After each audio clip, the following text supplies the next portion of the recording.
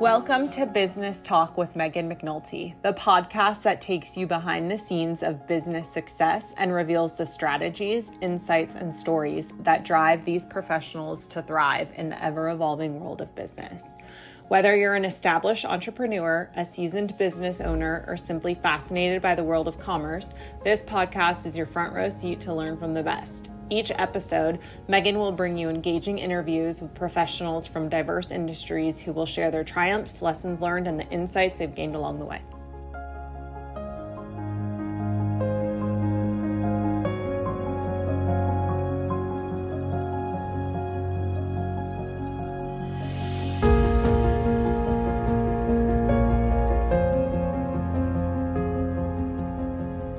Hi, Nikan. How are you?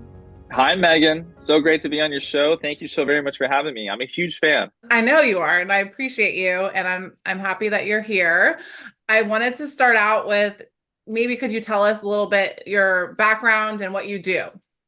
Sure, absolutely. I'd be more than honored.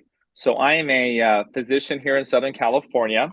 I specialize in pain management and addiction medicine. So we help individuals who battle with either chronic pain from various spinal disorders, birth defects, and so forth, all the way to the other end of the spectrum to people who battle with substance use disorders, opioid use disorders, heroin, fentanyl addictions, and so forth.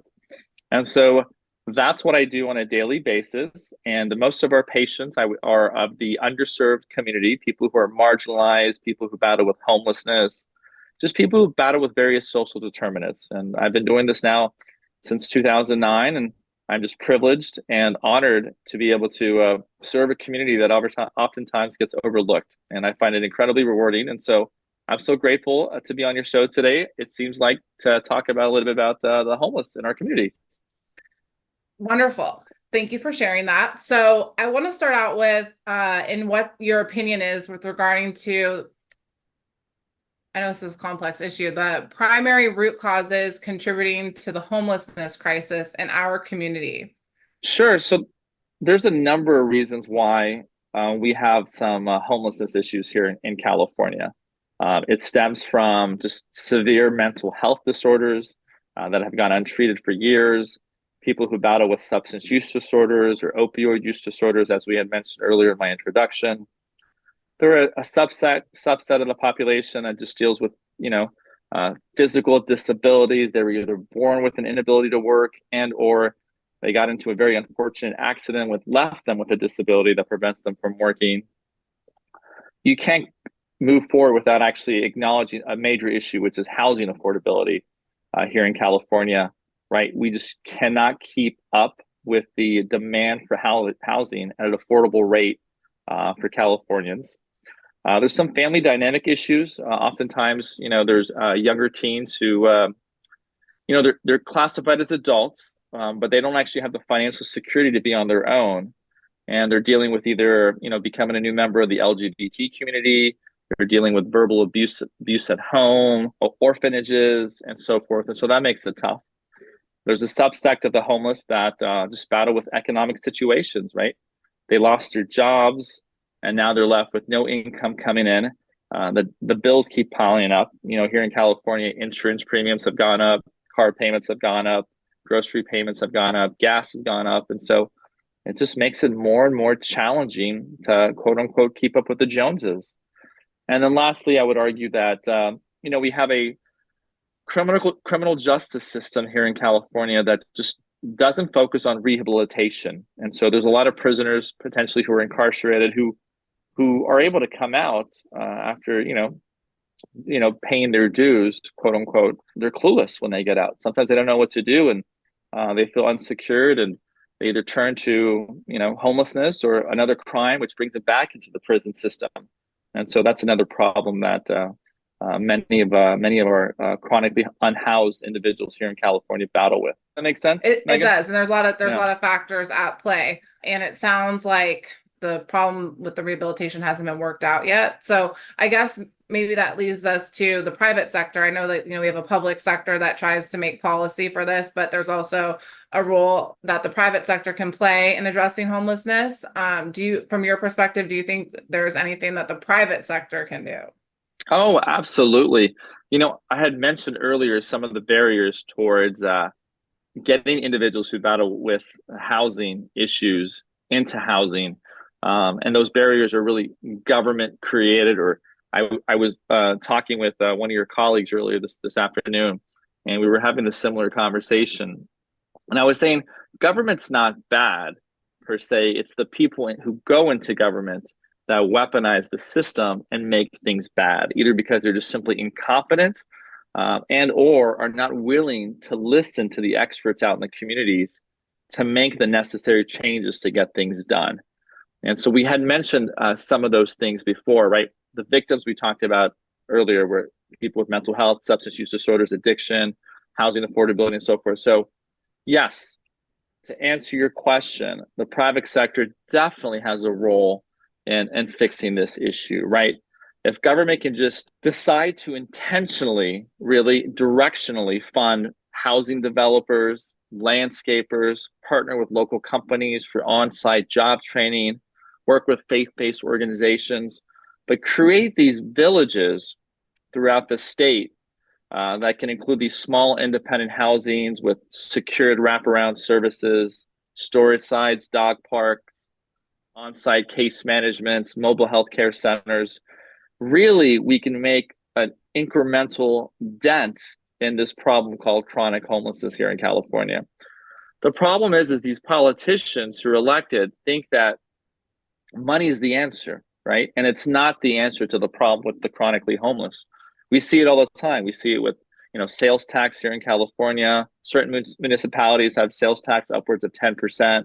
Our state income tax. We have the homeless tax that was passed in Los Angeles in 2023. We have the Mental Health Services Act back in 2004. You and I know this so well, Megan. There's so many state bond initiatives where the government just keeps borrowing more and more money to be able to just quote unquote fund the homeless, but it's not working. Where's the Right. money going, Megan? Right? And so what you had mentioned with the private sector, I'd like to think there's better accountability with the private sector, in part because they hold themselves to higher standards. We talked about this before. In government, you can do the same thing and work on a project for 10, 15, 20 years, and nothing could be moved forward, right? There's no accountability, nothing, but you're still given more and more funding. In the private sector, like you and I, after 3 or 4 months of working on a project, if you're not getting it done, you stop. You can't fund it anymore, right? You would go bankrupt, and so you would have to change directions. And that's why I think your approach of bringing the private sector on board will really help throw some fuel on this growing problem here in California, or throw some water on this growing problem here in California, and hopefully solve it.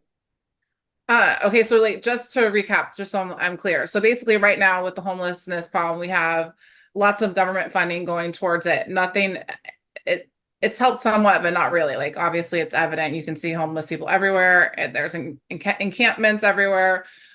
Do you like, I'm just a little bit naive about No, this is great. really the root of the topic, but like, do you think most of these homeless people, I know it's multifaceted, but could you say a majority of them do have like drug addiction or addiction problems, and that's what's kind of disabled them as in this put them in this situation? Or would that be too generalized to say?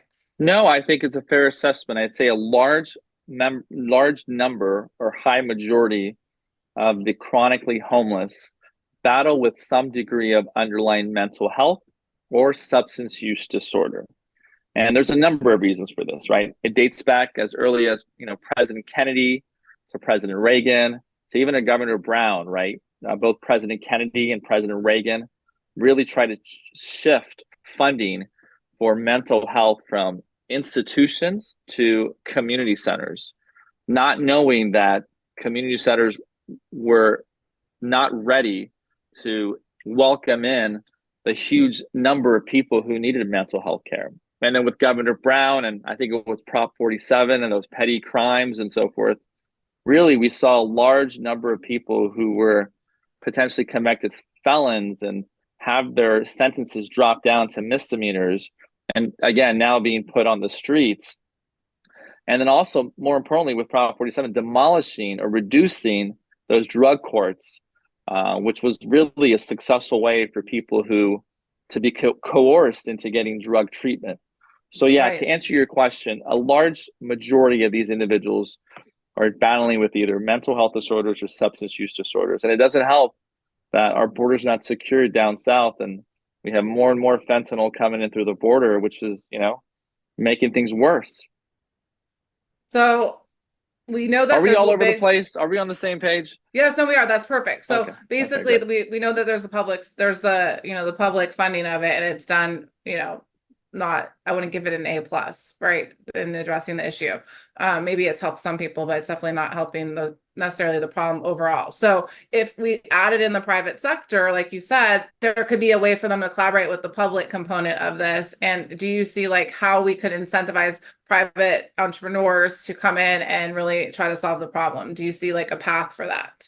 100%. So I think the key thing you and I understand is accountability, right? We know what the problem is. The problem is people need mental health treatments, number one. Number two, people need help for their addiction. Number three, there's a subset of populations who just can't afford to live in housing here in California. It's very expensive, right? Yeah. And number four, there's an incarcerated population that just continues to get worse and not rehabilitated. So we've identified the problem. Got it.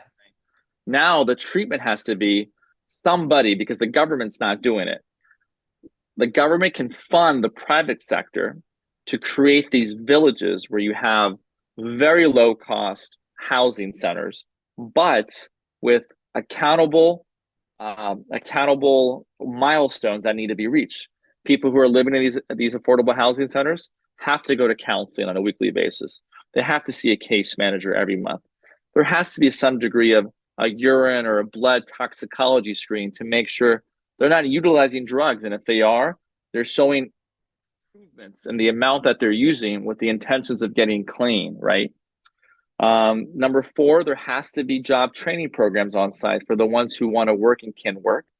Number six, I'm a big believer in having skin in the game. A lot of these individuals have either some type of SSI, SDI, some type of disability money coming in, Social Security money coming in. Some of them work part-time as well. There should be some degree of, small payment for that rent, so they understand that this is their home. They're part of a community. They need to take care of it. Right. And so it sounds simple, really, to do between you and I. Why on earth the government can't get their mind around creating these properties, these facilities, is mind-boggling. I think part of it is similar to what they've done with so many different industries. The government does not want to hold people accountable, right? If you're going to be dependent on some type of government service, there has to be accountability to know, hey, listen, we're making an improvement. There has to be measures of success, right?